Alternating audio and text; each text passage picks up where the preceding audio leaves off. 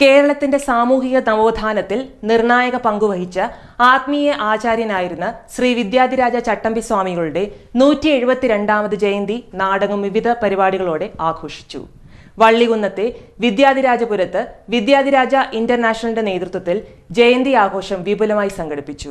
വള്ളികുന്നം വിദ്യാധിരാജപുരം വിദ്യാധിരാജ ഇന്റർനാഷണലിന്റെ നേതൃത്വത്തിൽ വിദ്യാധിരാജ ചട്ടമ്പി സ്വാമികളുടെ ജയന്തിയും സർപ്പക്കാവിലെ പ്രതിഷ്ഠാ വാർഷികവും വിവിധ ചടങ്ങുകളോടെ സംഘടിപ്പിച്ചു. മഹാഗണപതി ഹോമം, കലശപൂജ, കലശാഭിഷേകം, നിവേദ്യങ്ങൾ, പൂജ, മഹാഭരണി പൂജ എന്നിവയോടുകൂടി ചടങ്ങുകൾ ആരംഭിച്ചു. പുഷ്പാർച്ചനയും ദക്ഷിണ സമർപ്പണവും നടന്നു. തുടർന്ന് നടന്ന മഹാജയന്തി സമ്മേളനം പത്തനംതിട്ട ഋഷിജ്ഞാന സാധനാലയം മഠാധിപതി സ്വാമിനി ജ്ഞാനാഭിഷ്ടാനന്ദഗിരി ഉദ്ഘാടനം ചെയ്തു.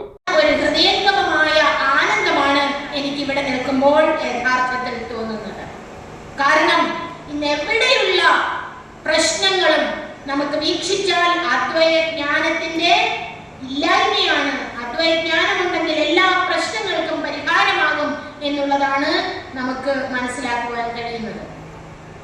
അതുപോലെ തന്നെ മനുഷ്യരാശിയുടെ ഇടയിൽ ആർക്ക് പഠിക്കാം ആർക്ക് പഠിക്കില്ല എന്ന് കാലഘട്ടത്തിന് അനുസൃതമായി ചിന്തിച്ചിരുന്ന ഒരു മഹത് ഗുരുവര്യൻ എന്ന് പറയുമ്പോൾ യഥാർത്ഥത്തില്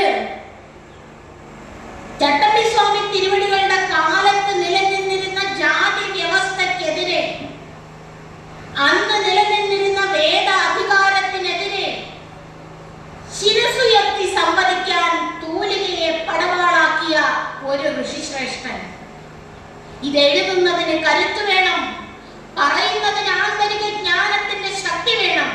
അങ്ങനെ ആന്തരിക ആ ജ്ഞാന നൈർമല്യത്തിന്റെ പിൻബലത്തോടു കൂടി വേദാധികാര നിരൂപണം എന്ന ഗ്രന്ഥം രചിച്ചിട്ട് ആ ഗ്രന്ഥം അന്നത്തെ കാലത്ത് പ്രചരിപ്പിക്കണമെങ്കിൽ ഇന്നത്തെ കാലം പോലല്ല, അന്നത്തെ ചരിത്ര സംഭവം മുഴുവൻ വളരെ കൃത്യമായി ഗ്രഹിക്കണമെങ്കിൽ ആ വേദാധികാര നിരൂപണം വായിച്ചു പഠിക്കണം.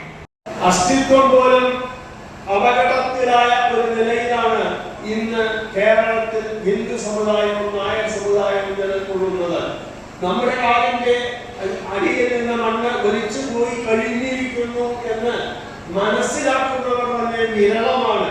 ഈ അടുത്ത കാലത്ത് കേരളത്തിൽ നടത്തിയ സാമ്പത്തിക സർവേയിൽ കേരളത്തിലെ ബാങ്കുകളിലെ അക്കൗണ്ടുകളിൽ നോക്കുമ്പോൾ ഹിന്ദുക്കൾക്കുള്ളത് ആകെ 12% മാത്രം അക്കൗണ്ടുകളാണ്.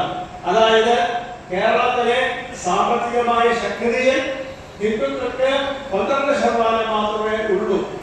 അങ്ങനെ സാമ്പത്തികമായി ഏറ്റവും പിന്നോക്കം പോയി കഴിഞ്ഞിരിക്കുന്നു എന്ന് നമ്മൾ മനസ്സിലാക്കണം. Vidyadhiraja international president doctor DM Vasudevan അധ്യക്ഷത വഹിച്ചു. വിദ്യാധിരാജ ഇന്റർനാഷണൽ DBM അഡ്വക്കേറ്റ് ഭാവന സ്വാഗതം പറഞ്ഞു. Vidyadhiraja international secretary general Perumuttam Radhakrishnan ആമുഖ പ്രഭാഷണം നടത്തി.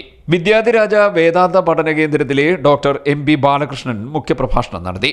വിദ്യാധിരാജ ഗവേഷകൻ തിരുവനന്തപുരം S വിമൽകുമാർ ആദരവ് നിർവഹിച്ചു. ജയന്തി സന്ദേശം school of Shanti director Swami Shanti Prasad നൽകി. Doctor A Vijayaraghavan, doctor R Raman Nair, doctor L Sulochana Devi തുടങ്ങിയവർ സംസാരിച്ചു. ശ്യാംനാഥ് കൃതജ്ഞത പറഞ്ഞു. തുടർന്ന് അക്ഷര ശ്ലോക സദസ്സ്, സർപ്പബലി, ഭഗവതി സേവ എന്നിവയും നടന്നു. CDNet news, Kayamkulam.